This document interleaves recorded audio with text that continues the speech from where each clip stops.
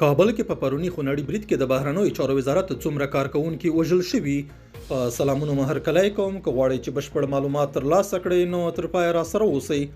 کابل کې د طالبانو د بهرنیو چارو وزارت مخته د تیرې ورځې د شوې انتحاري حملې د تلفاتو د شمیر په اړه لا هم ضد او نقیص راپورونه خپریږي. د پیښې له سیمو په بیلابیلو عکسونو کې لږ تر لږه د 9 کسانو جسدونه ښکاري چې په ځمکه پراته دي.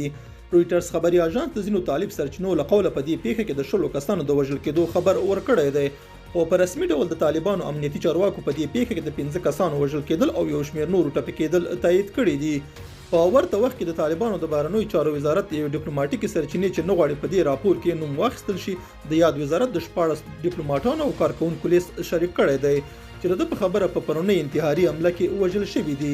د دغه لیست په بنسټ په دې پیښه کې د دې وزارت د بیلابیلو برخو په ځانګړي ډول د تشریفاتو، مالی، اداري، قنصلي برخې، معلوماتي ټکنالوژي، فرهنګي اړیکو او آرشیف برخې کارکونکي او یو موټر چلوونکی هم وژل شوي دي، خو په رسمي ډول د بهرنیو چارو وزارت د تلفاتو په اړه لا هم څه نه دي ویلي.